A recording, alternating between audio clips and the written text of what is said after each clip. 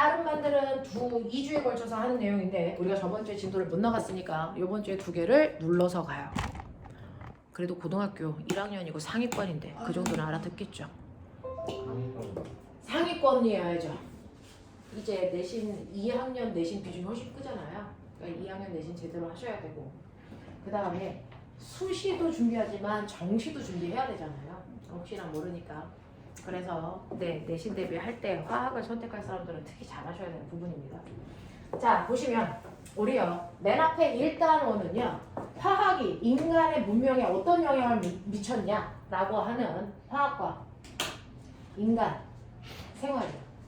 화학과 인간 생활에는 어떤 관계가 있어? 라고 하는 겁니다. 그래서 여러분들이 가지고 있는 맨 앞에 12페이지부터 시작하는 겁니다. 화학의 발달이 인간 문명에 어떤 영향을 줬냐? 라고 하는 겁니다.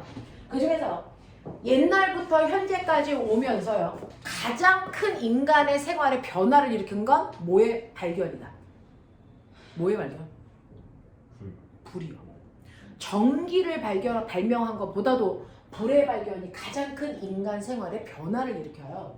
그래서 첫 번째, 가장 중요한 건 불의 사용이에요.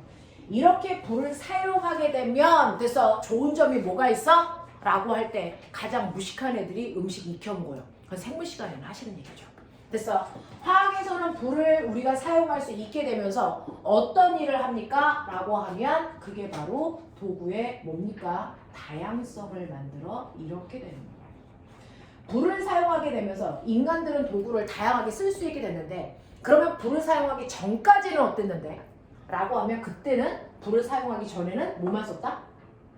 뭐 썼니? 돌 썼죠. 그래서 그걸 뭐라고 합니까? 석기 시대라고 하는 거야. 그래서 구석기, 신석기라고 하는 돌만 사용하는 시기를 석기 시대라고 하는 거예요. 그동안은 도구를 내 마음대로 만들 수가 없으니까 그냥 딱딱한 애 갖다가 됐어. 치면서 부시거나 목 쪼개거나 이렇게 하는 거죠. 그래서 돌만 사용했다가 그 다음에 우리가 불을 발명하면서부터 불을 사용할 수 있게 되면서부터 뭘 사용하게 됐다? 금속을 사용할 수 있게 됐다. 이 얘기예요. 그 중에서도 가장 먼저 사용한 게 뭐야? 금속 중에서도 청동이 뭐니? 구리 얘기하는 거예요. 그래서 맨 처음에 우리는 청동기라고 하고요. 그 다음을 뭐라 그러니? 철기라고 하고요. 지금은 현재 알루미늄이라고 해요. 이렇게 얘기하거든요. 그러면 도대체 금속은 왜 꼭 불이 필요했는데 불 없을 때는 금속 왜 못 썼는데 그거 너네가 1학년 때 배운 거죠. 됐어? 대부분의 학교가 요번에 시험범위였어요. 금속들은요 모두 다 주기율표상으로 보면 18쪽이 아니라서 불완전하더라고요. 그래서 절대로 혼자 존재할 수 없어. 공기 중에 있는 누구와 결합되어 있는 상태? 산소와 대부분 결합되어 있는 상태, 녹슨 금속 상태예요. 이런 식으로 금속들은요 혼자 존재하는 18쪽이 아니기 때문에 공기 중에서 산소와 결합되어 있는 산화 금속 상태예요. 근데 이렇게 산소와 결합되어 있는 산화 금속 상태일 땐 우리가 원하는 순수한 금속의 성질이 나타나질 않아. 우리는 금속 그러면 단단해요. 그리고 광택이 나요. 그리고 전기나 열을 빨리빨리 옆으로 전달할 수 있어요. 라는 성질을 원하는 거잖아요. 됐어? 그래서 이 성질을 이용해서 여러분들이 알고 있는 것처럼 냄비도 만들어요. 그 다음에 전선도 만들어요. 그리고 건물 지을 때도 써요. 이 성질을 이용해서 쓰는 건데. 됐어? 만약에 금속이 산소와 결합되어 있는 녹슨 금속 상태라면 이 성질이 있을까 없을까? 없어요. 전혀 없다고요. 그러니까 공기 중에는 이런 식으로 철도요. 산소와 결합되어 있는 철, 그걸 우리가 철광석이라고 하는 거예요. 철광석의 상태로 존재하기 때문에 있어봤자 쓸 수가 없단 말이죠. 의미가 없어. 그러면 여기에서 산소를 제거해서 순수한 금속을 만드는 거죠. 자, 산화 금속에서 산소를 제거하고 순수한 금속 만드는 거 멋진 말은 뭐라 그러니? 그걸 재련. 이걸 우리가 환원 반응이라고 했잖아. 맞죠? 그래서 환원이라는 과정, 다시 말해서 재련이라는 과정을 통해서 산소를 제거하고 순수한 금속만을 얻어야 된다고. 그러기 위해서 뭐 해야 되니? 금속을 가열해줘야죠. 가열을 해줘서 그 뜨거운 열에 의해서 철과 산소가 뜯어져 나오면 그리고 나서 식힐 때 다시 산소가 달라붙는 걸 방지하기 위해서 금속보다 산소가 더 좋아하는 산소와 결합력이 더 큰 아이를 여기다 넣고 가야죠. 그게 뭐였어? 탄소와 일산화탄소 같은 애들을 같이 넣고 가야해요. 그러면 뜨거워서 금속에서 떨어져 나온 산소가 너네 요번에 시험범이야. 다시 들어간다 그랬어요. 금속에서 떨어져 나온 산소가 탄소나 일산화탄소랑 결합을 해서 이산화탄소가 되면서 금속은 순수한 금속 상태로 환원되는 거죠. 라고 하는 지구상의 모든 금속은 재련이라는 과정을 반드시 거쳐야 되는데 그 재련하기 위해서 불이 필요했던 거예요. 됐어? 그래서 불을 사용할 수 있게 되면서 금속을 재련할 수 있게 되고요. 그때부터 금속을 재련해서 쓰게 되면서부터 도구들이 다양해진다. 알겠습니까? 이렇게 되는 거예요. 그래서 우리가 청동기, 철기, 알루미늄기 이런 거 쓰는 건데 문제는 뭐냐면 맨 처음에 청동기라는 구리는요. 무거운데 단단하지 않아. 그래서 옛날에 구리로 칼을 만들었어요. 장수들이 우리나라 고구려 시대 때. 그래서 그 칼의 크기가 1m 한 50 정도 되거든요. 그 정도의 크기로 만들면 이 무게가 어마무시합니다. 그래서 지금 현대 남자들은 그 칼을 못 들어요. 정말 고구려 때 장수들은 장수였어요. 그래서 강호동보다도 훨씬 더 등치가 커요. 그런 사람들이 한 손에 칼을 들고 말을 타면서 전장터에 나가는 거야. 그래서 마주오고 있는 장군이랑요. 됐어. 뒤에 쪼무레기들은 다 서 있고요. 장군이 막 나와서 둘이서 칼을 꽝 하고 부딪힌다? 그때는 전략전술 필요 없다. 꽝 하고 부딪힐 때 어떻게 돼요? 단단한 칼은 그냥 있고요. 약한 칼이 조각이 나요. 그러면 조각난 팀이 진 거고 멀쩡한 팀이 우리가 이겼다 해서 왁 하고 밀고 가는 거야. 이렇게 해서 전쟁하는 거야. 그러니까 옛날에 전쟁의 승패는 누가? 대장장이가 결정했어요. 그래서 그랬단 말이야. 그랬다가 청동기 다음에 철을 사용하게 되면 철은 구리에 비해서 연락 가벼우면서 단단하거든요. 그러니까 기술이 먼저 발달해서 철을 썼던 나라들이 청동기 쓰고 있는 나라들을 그냥 점령해버리는 거야. 가벼우니까 연락 가벼워. 잘 들고 다녀. 그리고 꽝 하고 부딪히니까 구리칼은 깨지는데 철칼은 멀쩡하거든요. 그래서 다 밀고 들어간 거예요. 점령해버리는 거거든요. 그래서 옛날엔 도구전이었어요. 그 도구의 혁신이 불에 사용해서 나타났다. 그럼 선생님, 처음부터 가벼운 철 쓰지 왜 그 무겁고 단단하지 않은 구리 쓸 수밖에 없었어요? 그건 정말 쓸 수밖에 없었어요. 왜? 금속의 반응성이라는 게 있어요. 지금 여기에서는 여러분들한테 철기, 청동기 이거 외우라는 얘기가 아니고요. 여기서 머릿속에 기억해야 되는 건 처음에 구리밖에 쓸 수 없었다. 이유가 바로 금속의 뭐 때문이다. 반응성이라는 게 있다. 금속이요. 다른 물질이랑 무조건 결합해야 되는데 결합을 하려고 하는 성향이 달라. 됐어? 어떤 애는 다른 애들과 결합을 하려는 성향이 되게 강한 애가 있어. 그래서 한번 결합하면 안 놓으려고 그래. 됐어? 그런 애가 있고 어떤 애는 반응성이 대단히 약해서 손은 잡고 있는데 살살 잡고 있는 거야. 그래서 조금만 힘을 줘도 금방 뜯어지는 애들이 있는 거죠. 라고 하는 금속의 반응성이 있어요. 그 금속의 반응성이 큰 애부터 시작해서 작은 애까지 있단 말이죠. 그 중에서 우리 주기율표상으로 왼쪽 아래로 갈수록 금속성이라는 금속의 반응성이 큰 애입니다. 그러면 주기율표상에서 가장 왼쪽 아래에 누구 있지? 우리가 외운 것 중에? 그 얘기예요. 그래서 금속의 반응성이 제일 큰 애가 칼륨입니다. 여기서부터 시작해서 외우셔야 돼요. 나, 마, 알, 아, 철, 니, 주, 납, 구, 수, 은, 백, 금이에요. 그래서 뇌, 카타나마, 아아차, 니주나, 구수, 은, 백금 이렇게 외우는 거예요. 됐어? 네. 그래서 요거 외울 때 카타나마, 아아차, 니주나, 구수, 은, 백금 이렇게 외우면 되겠죠. 이게 금속의 반응성인데 왼쪽으로 갈수록 결합력이 커요. 그래서 얘네들이 산소와 결합하면 안 눌려 그런다고요. 됐어? 안 눌려 그런다고요. 안 눌려 그래서 반응성이 크기 때문에 이걸 뜯으려면 온도가 대단히 뭐 해야 될까요? 높아야 된단 말이죠. 됐어? 그래서 얘네들을 뜯을 때요. 결합력의 크기에 따라서 얘네들의 녹는 점이 다 다르다. 그 중에서 여러분들이 보시면 알겠지만 우리가 맨 처음에 썼던 구리 여기 있어요. 그 다음에 쓴 철 여기 있어요. 그리고 현재 쓰고 있는 알루미늄은 여기 있다고요. 됐어요. 그래서 맨 처음에 구리는 산소와 결합되어 있어도 이 구리가 결합력이 약하기 때문에 조금만 열을 줘도 산소가 금방 떨어진다.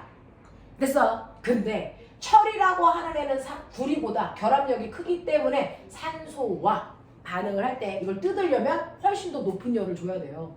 얘는 대략 한 200도에서 녹는다면 얘는 한 500도까지 가열해야 녹습니다. 그런가 하면 알루미늄 같은 경우에는 산소와 결합할 때 이걸 뜯으려면 온도가 1000도가 넘어야 돼요. 됐어. 그래서 반응성이 클수록 결합한 세기가 세기 때문에 걔네들을 뜯으려면 훨씬 더 높은 열을 주기 위해서 화력을 높일 수 있는 기술도 필요합니다. 근데 맨 처음엔 불을 사용해서 불을 붙일 수만 있었지 화력을 높일 수 있는 기술은 없었거든요. 그냥 나무를 집어넣고 떼우기만 했단 말이야. 그랬다가 소 같은 애들 그리고 사람 같은 아이들이 그래서 옛날에 화장실이 없었으니까 아무데나 가서 똥 쌌단 말이야. 그리고 나면 시간이 지나면 그게 건조해지면서 말라. 됐어? 근데 불을 막 지피다가 화재 위험이 있으니까 나중에 끌려고 흙을 덮어야 되는데 잘못해서 똥이 말라 있는데 그 흙을 가서 덮은 거야. 그랬더니 불꽃이 더 커지면서 확 탔어. 그걸 보면서 불꽃의 세기를 조절할 수 있네. 화력을 높일 수 있네 라고 하는 걸 느끼게 된 거야. 그래서 불이라는 건 일정한 온도가 아니고 더 온도를 높일 수 있고 그러기 위해서 뭐가 필요한지 그때부터 연구를 시작한 거죠. 그래서 화력을 더 높이고 더 높이면서 금속을 재련할 수 있는 수준이 높아지는 거였어요. 됐냐? 그러면서 알루미늄은 너무나도 온도가 높아야 되니까 실제로 얘를 분해할 때 열분해 안 합니다. 전기 분해해요. 전기 불꽃 튀겨줘요. 1000도까지 올리기 힘들거든요. 됐어? 이렇게 한다고요. 그래서 우리가 불을 사용하면서부터 금속은 재련해야 되는구나. 왜? 보편적으로 금속은 산소와 결합되어 있는 산화 금속 상태라서 반드시 재련이라는 과정이 필요하기 때문에 불이 필요하구나. 근데 금속들도 반응성이 다르기 때문에 금속들의 녹는 점이 다 다르다. 그 중에서 반응성이 큰 애가 녹는 점이 높아야 되기 때문에 화력을 높여줘야 되는 거구나. 그렇기 때문에 사용한 금속의 종류가 달라지는 거구나. 알겠습니까? 이 얘기한 거예요. 되겠죠? 그래서 이 파트에서는 금속의 재련에 대한 거 지금 너네가 배우고 있는 통합과학 내용이 한 번 더 나와요. 됐어? 철의 재련. 알겠지? 정신 차려. 이렇게 된다. 그래서 금속의 반응성을 얘기하는 거다. 금속의 반응성이 크다는 얘기는 결합력이 커서 녹는 점이 크다는 얘기다. 알겠죠?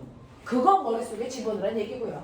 그러면 이제 사람들이 도구가 좋아지니까 전쟁을 해서 막 재산을 모아. 그래서 그 재산을 같이 전쟁한 사람들이 나눠서 쓰기 위해서 군락을 형성하죠. 그래서 모여 살기 시작했는데 모여 사니까 먹을 게 없어. 됐어? 그래서 굶어 죽는 사람들이 있으니까 자기 부족을 지키기 위해서는 식량난을 해결해야죠. 그 식량난을 해결해야 되는데 문제는 그러면 논밭의 면적이 넓기만 하면 잘 먹고 살아? 아니요. 면적하고 상관없이 수확량이 낮았어요. 왜? 열매를 맺히기 위해서는 반드시 필요한 게 있죠. 열매라는 건 세포가 만드는 거고 세포는 단백질이 만듭니다. 그 중에서 우리가 알고 있는 것처럼 탄단지에서는요. 얘네들을 구성하는 기본 원소는 촌대. 기억나니? 그래서 에너지를 생산하는데 그 중에서 단백질만 원소가 하나 더 있어서 에너지뿐만 아니라 몸도 구성했다. 어떤 원소? 질소. 그래서 단백질만 촌이다. 그러니까 세포라는 열매를 만들기 위해서는 단백질이 필요하고 그러기 위해서는 질소라는 원소가 끊임없이 식물한테 공급돼야 되는데 문제는 식물들이 살고 있는 공기에는 질소가 무려 몇 %가 있냐면 질소라는 기체로 78% 있어. 근데 식물도 낮밤 호흡하기 위해서 공기를 흡수한단 말이야. 그러면 질소가 들어가겠지. 그러면 질소를 빨아들이니까 단백질 만들어서 세포를 만들고 그러면 여기에 열매가 드글드글 맺히면 되겠지. 이 짓을 못해. 왜요? 질소는 질소 기체가 N2죠. 그러면 질소 원자와 질소 원자가 무슨 결합해야 되니? 공유결합. 통합과학에서 배운 내용 다 들고 들어가셔야 돼요. 자, 질소는 비금속 원소니까 비금속 원소가 비금속 원소가 결합할 땐 공유결합합니다. 옥텟 규칙 만족하기 위해서. 그럼 질소는 몇 족이죠? 10. 이런 개새끼들 주기율표 안 봐? 15족. 그러면 질소는 15족이니까 꼬맹아 채 외곽에 전자 몇 개 있냐? 5개 있어. 자, 그래서 전자가 하나, 둘, 셋, 넷, 다섯 이렇게 있단 말이야. 근데 우리가 옥텟 규칙을 만족하려면 몇 개여야 되니? 8개여야 되잖아. 그러니까 여기 짝꿍 없는 이곳에 전자들이 채워져야 완벽한 질소 기체가 된단 말이야. 그러니 얘도 하나, 둘, 셋, 넷, 5개니까 짝꿍을 만들기 위해서 옆에 있는 질소들과 우리가 통합과학에서 배웠어요. 자기 전자 하나, 남의 전자 하나를 서로 공유하면서 결합한다. 그래서 공유전자 싸움 몇 쌍 만들어지니? 3쌍이요. 여러분들이 알고 있는 수소 기체가 대표적으로 단일 결합한 거고요. 그죠? 여러분들이 알고 있는 산소 기체가 대표적으로 이중 결합한 거고요. 질소 기체가 대표적으로 삼중 결합한 애예요. 공유 결합은 3중까지만 형성됩니다. 4중 없어요. 근데 문제는 이런 식으로 전자가 공유하면서 서로를 잡아당기는데 한 손 잡고 있을 때보다 2손, 3손 잡을수록 이거 끊기가 뭐하다? 어렵다. 됐어. 그래서 기공에서 공기 중에 있는 산소는 빨아들여서 우리가 사용할 수 있어. 이중결합까지는 끊을 수 있거든. 근데 3중은 끊을 수 있다 없다? 없어요.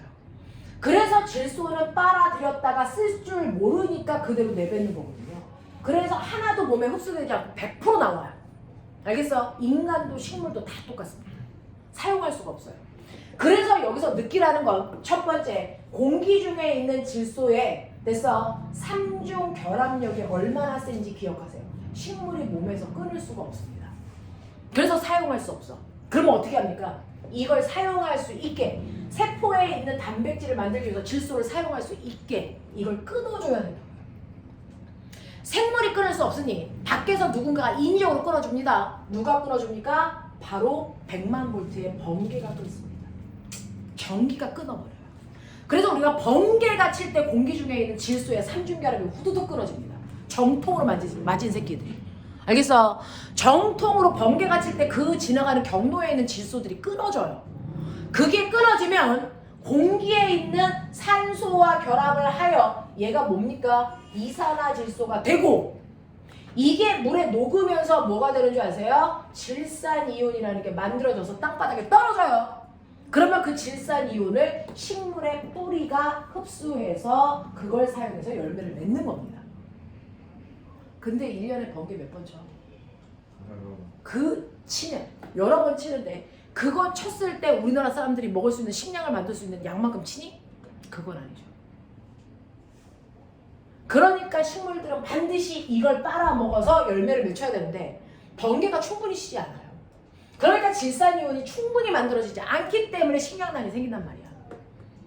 그럼 번개 말고는 없어요? 있어요. 콩가식물 뿌리에만 기생하는 박테리아가 있어요. 걔 이름이 뿌리혹 박테리아예요.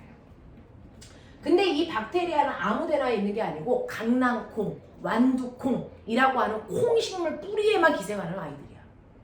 그래서 우리나라 조상들이 머리가 얼마나 좋았냐면 이렇게 논과 논 사이에 사람들이 걸어다닐 수 있게 논두렁이라는 게 있어요.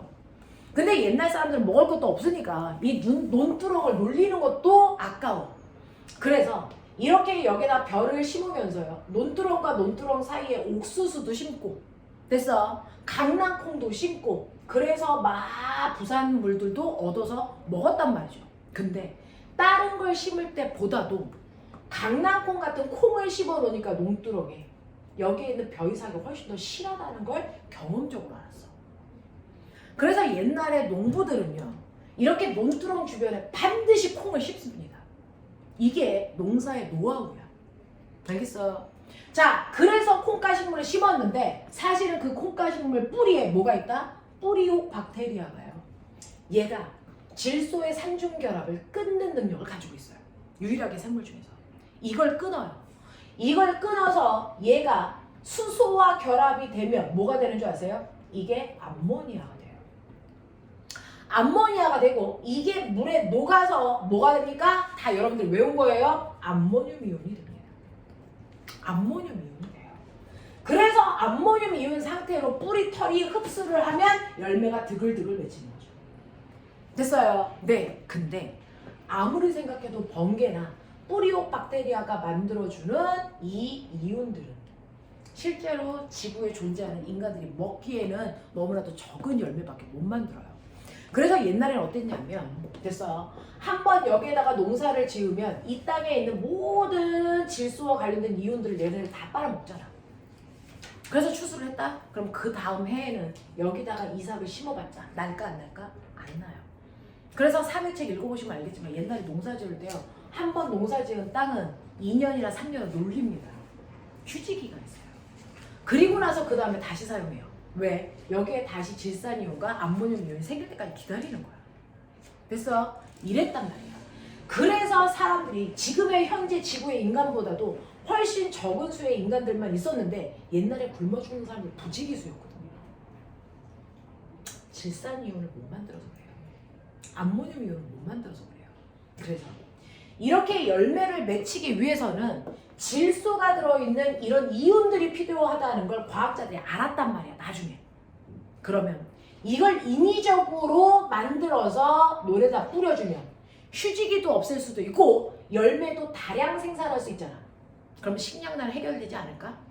라는 걸 알게 된 게 바로 식량난을 해결하기 위해서 등장한 과학자 누굽니까? 하버 보슈라는 두 명의 과학자예요. 이 두 명의 과학자가 삼중결합을 하고 있는 질소를 끊을 수 있는 조건을 찾아낸 거야. 그래서 바로 논에다가 뿌릴 수 있는 질소 비료를 만든 사람들이야. 질소 비료를 만들 수 있는 최적의 환경을 알아낸 사람들이 하버 보슈라서 그 사람들의 이름을 딴 하버 보슈법이라고 한다고. 알겠어? 하버 보슈법이라고 한다고. 그래서 그 하버 보슈법을 만든 사람인데 그러면 이 질산이온 어떻게 끊었어요? 이걸 끊기 위해서는 자 200기압 500도씨 200기압 그 다음에 여기다가 금속 촉매까지 넣어요. 됐어. 그래놓고 수소와 반응을 시키면 이 질소의 삼중결합을 끊기 위해서 이만큼의 힘이 필요해요. 우리 지구의 평균기압 얼마? 1기압이에요. 얘 끊으려면 200기압 필요해요. 500도여야 돼요. 거기다가 금속 촉매까지 넣어줘야 돼요. 그래야 겨우 끌어지는 힘입니다. 이게 삼중결합의 능력이에요. 됐어? 이거 외우라는 얘기 아닙니다. 이렇게 엄청난 조건이 필요할 만큼 우리가 느껴야 되는 것보다 공유결합의 삼중결합은 대단히 뭐하다? 결합력이 세다. 알겠습니까? 그래서 그 결합력이 센 질소와 결합력이 약한 수 세 분자를 집어넣고 이 환경에다 집어넣으면 얘가 끊어지면서 얘랑 결합을 해요. 그래서 뭘 만듭니까? 두 개의 암모늄 이온을 암모니아를 만들죠. 그래 놓고 이거를 내가 팔면 농부 아저씨들이 얘를 물에다 타요. 물에다 타면 얘가 뭐가 됩니까? 암모늄 이온하고 수산화 이온이 되죠. 이걸 뿌려주는 거예요. 이게 필요해요. 질소 비료. 그래서 이것 때문에 수확량이 극단적으로 높아지는 거야. 근데 우리 북한은요. 지금도 먹을 거 없어서 사람도 죽어요. 왜요? 걔네들의 논밭의 면적이 부족해서? 아니면 농사 지을 사람이 없어서? 아니요.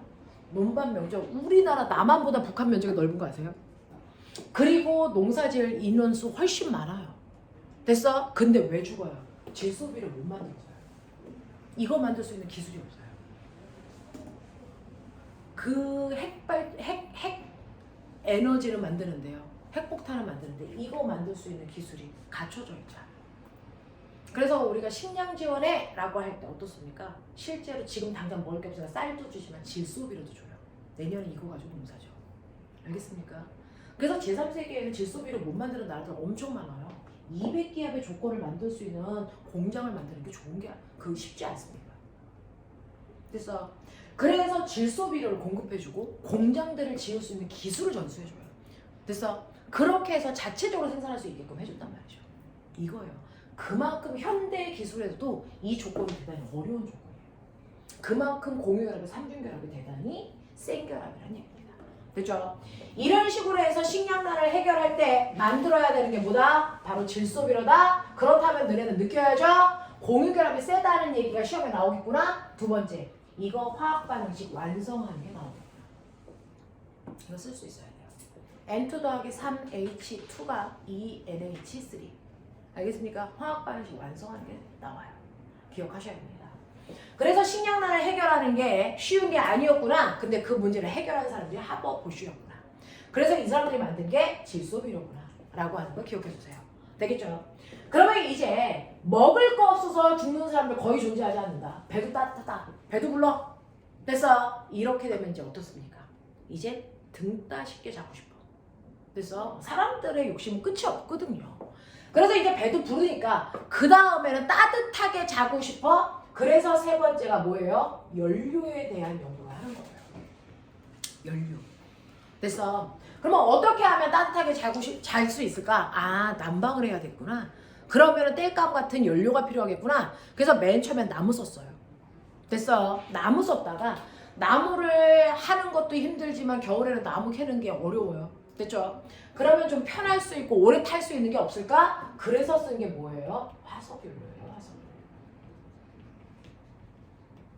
그 화석연료라는 게 뭘 얘기하니? 이게 바로 석탄하고 석유를 얘기하는데요. 사실은 석탄과 석유는 고생대 때 살았던, 그래서 옛날에 살았던 생물들의 시체잖아요. 석탄이라는 건 식물의 시체가 오랫동안 열과 압력을 받아서 변한 게 석탄이 되는 거고요. 동물의 시체가 오랫동안 썩어서 생긴 물이 석유가 된 거거든요. 그러니까 이렇게 식물과 동물을 우리가 화석이라고 하죠. 그 화석이 변해서 된 연료다 화석연료라고 하고요. 이 동물과 식물 속에 있는 탈물질이 탄소, 탄화수소, 화합물이에요. 얘네들로 된 거예요. 그래서 화석연료의 근간은 뭡니까? CH4 메테인이 근간이에요. 이걸 근원으로 하는 거예요. 그래서 이러한 메테인을 그럼 또 하나 외우셔야 되는 게 나오죠. 이걸 태웁니다. 이걸 태운다는 얘기는 공기 중에 있는 산소와 결합하는 산화반을 시킨다는 얘기예요. 그렇다면 탄소에 산소가 결합해서 뭐가 되고요? 이산화탄소가 되고요. 그 다음에 수소에 산소가 결합해서 물방울이 될 건데 보시면 알겠지만 이 안에 수소 원자가 4개 있으니 물방울 몇 개 만들어야 된다? 2개 만들어야 된다. 그렇다면 산소 원자 여기에도 2개, 여기에도 2개, 총 4개 필요하니까 여기에 산소가 2개 들어가면 되죠. 이게 메탄올의 연소 반응 실험 화학 반응식이에요. 외우시라고요. 외우시라고요. 되겠죠? 이런 식으로 해서 여러분들이 아하 화석연료를 사용하면 우리가 원하는 시기에 난방할 수 있구나. 그걸 지금 사용하고 있는 거예요. 됐죠? 그래서 이렇게 화석연료를 우리가 사용하면 되는데 그 중에서 현재 쓰는 게 뭐니? 석유. 석유는 정제한 후의 이름이 석유죠. 정제하기 전에 이름이 뭐야? 어? 기름 같은 소리하고 앉아있네. 진짜 중2 때 배웠다? 원유. 이죠. 땅에서 캤더니 그 까만색 물. 됐어? 그게 원유란 말이야. 그 원유는 여러 종류의 액체가 섞여 있는 액체 혼합물이야. 그거를 SK 막 이런 데서 수입을 해와. 배에다가 싣고 와. 됐어? 네. 그래서 이렇게 생긴 중2 때 배웠다. 아닌 척하면 죽여버릴 거다. 배웠죠? 그렇죠. 얘를 끓여서 분류한다. 끓여서 분류하는 방법을 뭐라 그랬어? 증류. 그래서 증류하는 탑이다. 증류탑. 여기다가 수입해온 아이 원유를 때려 넣어. 그래서 열나 가열해. 엄청나게 가열을 하면 끓는 점이 낮은 애부터 순차적으로 끓어서 나오겠죠. 끓는 점이 낮은 애부터 순차적으로 끓어 나오겠죠. 이때 끓는 점이 낮은 요만큼을 모아서 이 위로 나오게 하는 거예요. 그래서 끓는 점이 낮은 애가 위로 나옵니다. 여기 어떻게 위로 나와요? 네. 기체가 이거 네? 기체 상태로 나요? 네, 기체 상태예요. 기체 상태. 액체니까 얘를 끓이면 기체가 되잖아요. 됐죠? 그래서 다른 거 다 주둥이 맞고요. 위에만 열은 거예요. 됐어? 그러면 위로 다 올라가서 빠져나오는데 이게 바로 우리가 쓰는 도시가스 LNG. 됐어요? 이게 가스. 그리고 나서 여기까지 얻어내면 그 다음에 온도가 올라갈 때 요거 입구 막고 여기만 열어요. 됐어? 그래서 요쯤 되는 애들 모읍니다. 그게 바로 자동차에 넣는 휘발유. 그걸 가솔린이라고 불러요. 됐어? 그 다음에 나오는 게 나프타. 가스, 가솔린, 나프타, 그 다음이 등, 경, 중. 등유, 경유, 중유. 알겠습니까? 가스, 가솔린, 등경중. 알겠니? 나프타는 가솔린 뒤에 있고요. 가스, 가솔린, 등경중. 우리 중학교 때 이렇게 배웠어요. 됐죠? 그래서 밑으로 갈수록 끓는 점이 높은 애들이구나. 그래서 이렇게 이렇게 끓여서 얻어서 우리는 용도에 맞게 쓰는 거고요. 이때 중학교에서는 안 배웠던 나프타라는 아이가 등장해요. 그 나프타가 바로 너네들이 입고 있는 합성섬유, 그리고 의약약품, 그리고 플라스틱. 알겠습니까? 여기서 뽑아내는 거예요. 알겠냐? 여기서 뽑아내는 거예요. 나프타 쓰는 거예요. 자, 그 다음에 여기서 우리가 배워야 되는 거, 중학교 2학년 때 배웠는데 가스, 가솔린, 등경종 이제 외워요? 아니요. 그걸 외우는 게 아니고 왜 밑으로 갈수록 끓는 점이 높아져? 이거 배우는 거예요. 왜 밑으로 갈수록 끓는 점이 높아져, 선생님? 어쨌든 간에 얘네들 다 탄소와 수소로 되어 있는 화합물이잖아요. 정신 차려봐. 탄소와 수소로 되어 있는 화합물이잖아요. 그러면서 여기에 혹시나 해서 제가 한 번만 할게요. 중학교 2학년 때 기억이 없다고 치자. 그때 사고 나서 공부를 안 했다고 치자. 그러면 지구상에 있는 모든 물질은 이렇게 딱 두 개로 나와요. 이게 몇 년 전까지만 해도 수능에 드글드글 나왔던 애들입니다. 자, 물질은 두 종류로 나눕니다. 자, 좁은 공간 안에 한 종류의 아이들만 있어요. 이런 아이를 뭐라 그럽니까? 순물질이라고 하죠. 됐어. 근데 이 닫혀있는 한 공간 안에 물질이 두 종류 이상 섞여 있어요. 이거 뭐라 그럽니까? 이걸 혼합물이라고 합니다. 딱 중학교 2학년 때 배웠어요. 됐어. 그래서 지구상에 있는 물질은 순물질 아니면 혼합물인데요.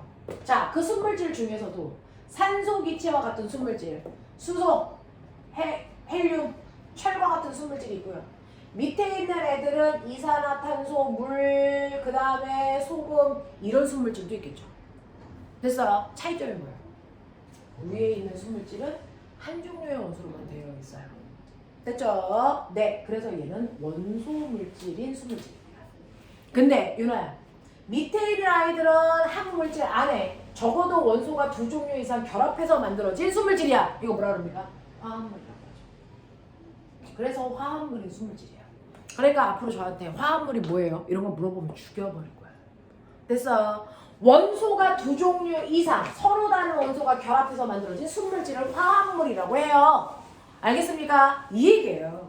자, 그러면 여러 종류의 원소가 결합해서 만들어진 화합물 중에서 탄소를 포함하고 있는 화합물을 우리는 뭐라 그랬다? 통합과학에서 배웠죠. 탄소화합물. 됐어. 그러니까 여기에 있는 이산화탄소라든가 메테인이라든가 아세트산이라든가, 됐어? 이런 애들이 탄소화합물이야. 탄소가 들어있으면서 다른 원소까지 들어있는 아이들을 탄소화합물이라고 한다고. 맞아. 근데 그 탄소화합물 중에서 그 물질 속에 있는 원소의 종류가 딱 두 종류야. 탄소와 수소로만 되어 있는 아이. 다른 원소 안 들어있어. 탄소와 수소로만 되어 있는 탄소화합물을 우리가 탄화, 수소, 화합물이라고 한다. 원유가 바로 탄화수소 화합물이에요. 됐어. 원유가 바로 탄화수소 화합물이란 말이죠. 근데 이 탄화수소 화합물도요. 됐어. 탄소가 하나 있고 나머지 수소가 들어있는 아이가 있고요. 탄소가 두 개 들어있고 나머지를 수소가 채우는 경우가 있어요. 그랬을 때 얘가 HU, C2, H4, C2, H2까지 가능하고요.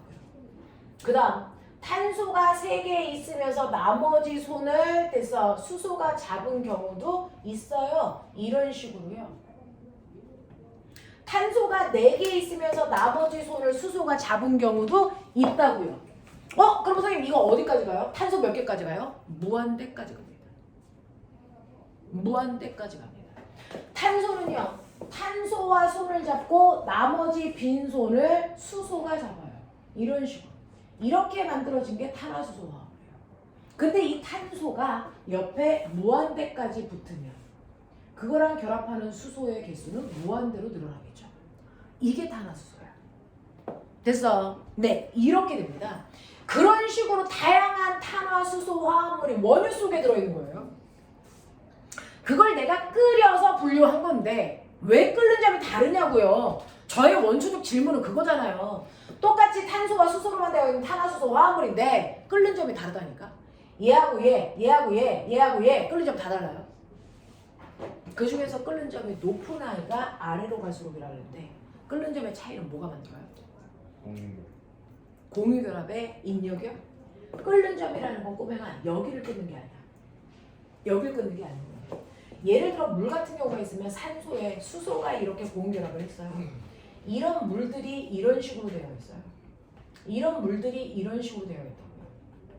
됐어. 그랬을 때 내가 물을 끓여서 수증기를 만든다고 할 때 됐어. 여기를 끊겠니? 그럼 이게 물이 아니잖아. 물 분해한 거지 이거는. 물을 끓인 게 아니라. 그럼 물을 끓인다는 얘기는 뭐냐면 중학교 1학년 때 배웠죠.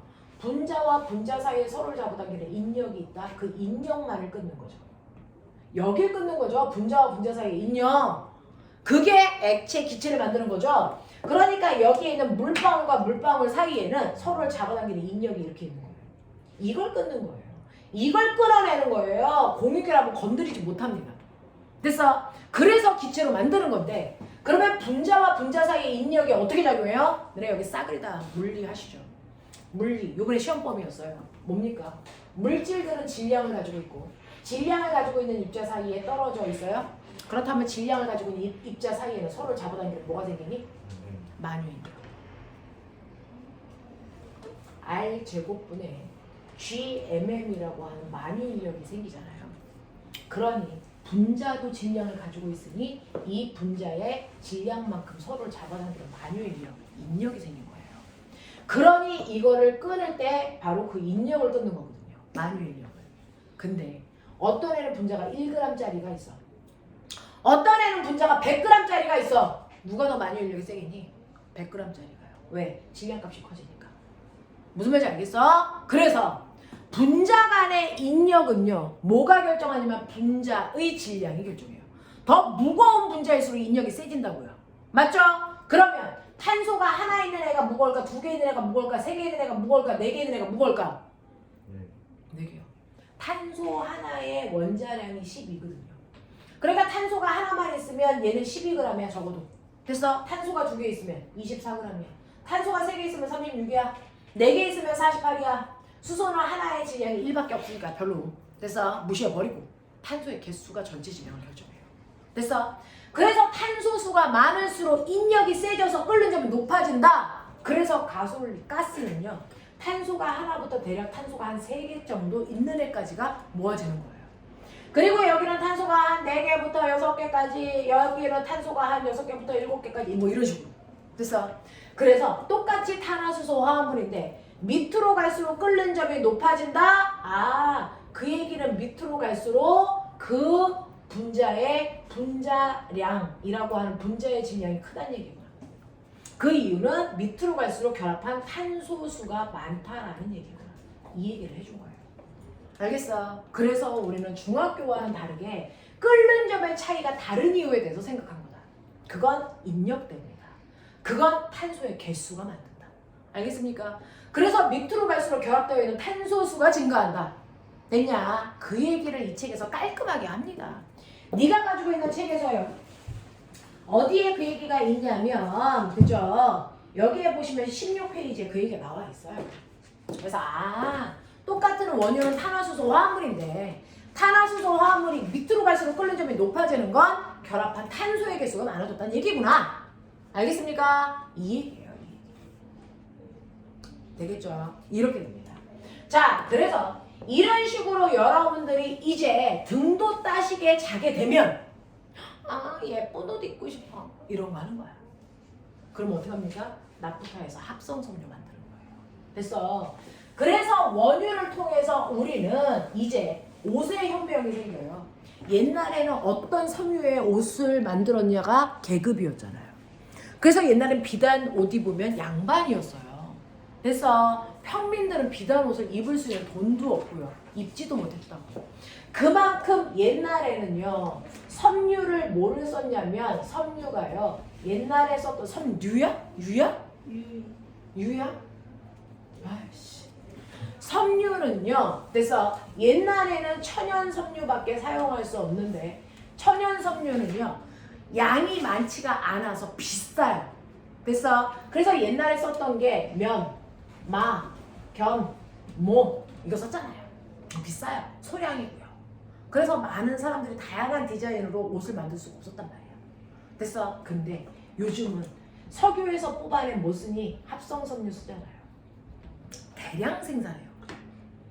그러니까 너네들도 옷장 열어봐. 입을 옷이 없다고 그러지만 옷장은 토해내고 있잖아. 선생님도 옷이 막 쌓여있거든요.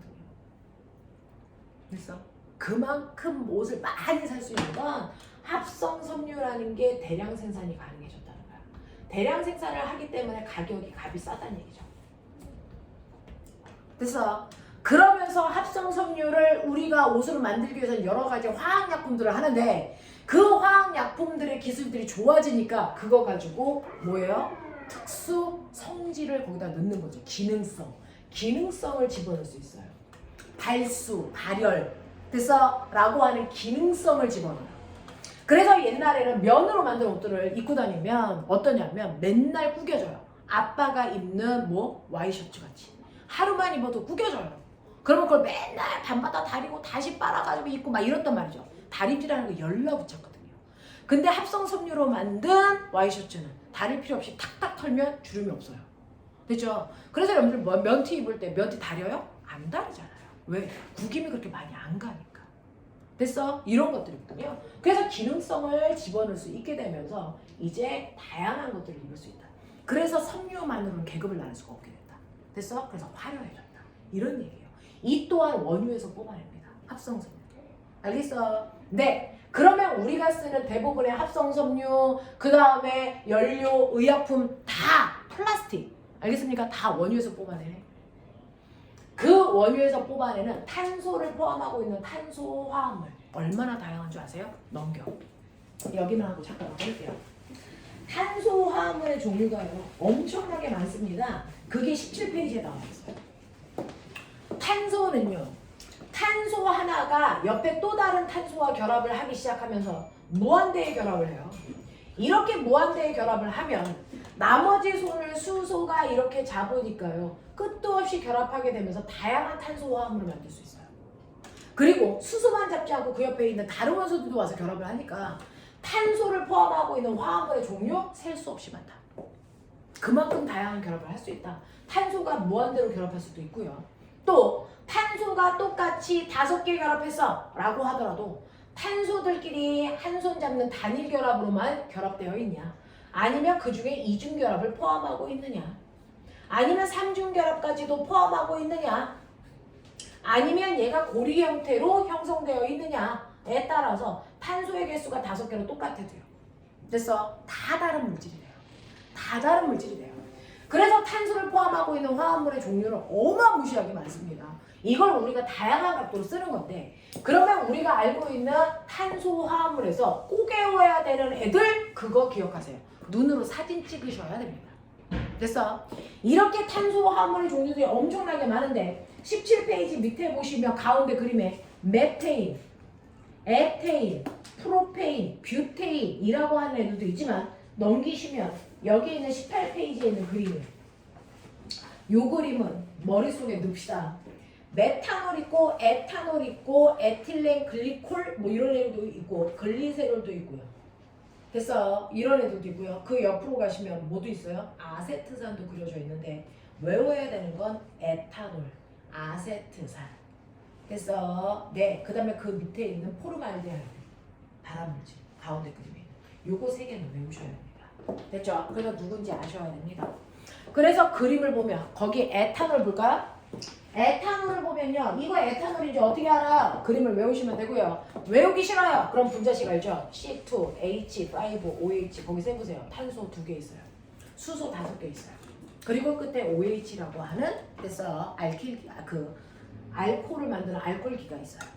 되겠죠? 이거고요. 아세트산 그림 보세요. 아세트산 CH3 부분 따로 있고요.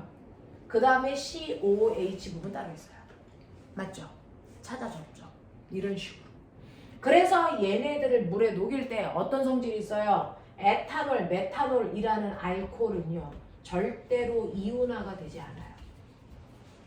그래서 물속에 녹여도 그냥 이 상태로 있어요. 그래서 절대 착각하지 마세요. 여기 있는 OH가 떨어져 나와 염기성이다? 이거 병신입니다. 알코올은 이온화가 안 되기 때문에 여기 있는 OH 안 떨어져 나와요. 그러니까 물이 염기성이 아니고 뭐예요? 중성입니다. 자, 아세트산은 여기에 있는 수소가 떨어져 나와요. 그래서 얘는 물에 녹이면 됐어. 얘는 이온화가 되기 때문에 됐니? 물을 산성으로 만들죠. 알겠어? 이런 것들. 그 다음에 포름알데하이드는 발암물질에 있고요. 우리가 건축자재로 쓰는 접착제 물질이었는데요. 얘는 접착성은 되게 좋은데 거기서 발암물질이 나와요. 그래서 우리가 새 집으로 이사 가면 막그 옷이 그 뭐죠? 피부가 간지럽고 막 그런 거 있어요. 라고 하는 새집 증후군이라는 게 얘 때문에 생겨요. 그래서 요즘에는 건축에서 사용하는 접착제를 이걸 안 쓰고 새로운 거 다른 걸 씁니다. 그래서 새집 증후군 안 생기게 한다고요. 이런 것들. 되겠죠? 이런 것들이 바로 탄소화합물을 통해서 만듭니다. 라고 하면서 저 하나만 말씀드릴게요. 앞에 있는 거. 탄소가 선생님 어떤 물질 속에 탄소 하나 들어있어요? 메테인이죠. 탄소 2개 들어있어요. C2H5OH. 됐어? 이거 에탄올이죠. 됐어? 이런 식으로요. 탄소 화합물 중에 탄소 원자가 몇 개 들어있느냐가 앞에 있는 적두선입니다. 탄소 원자 하나 들어있다? 메타로 시작해요. 됐어? 그래서 메테인, 메탄올.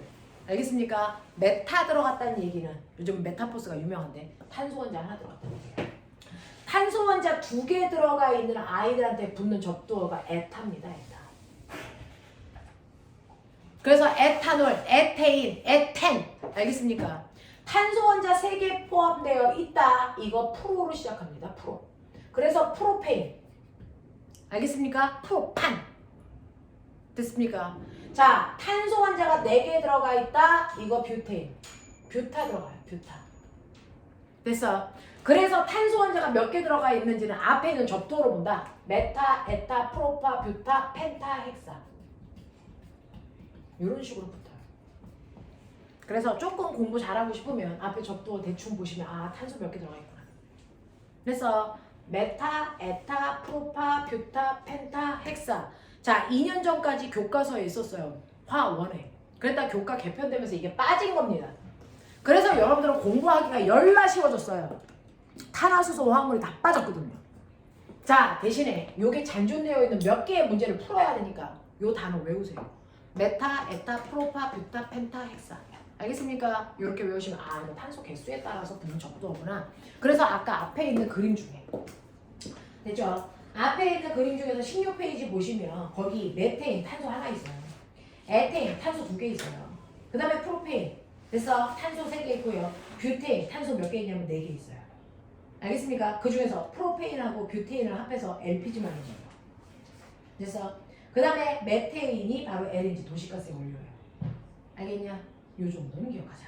10분만 끌어드릴게요. 10분만 있다가 연결해서 두 번째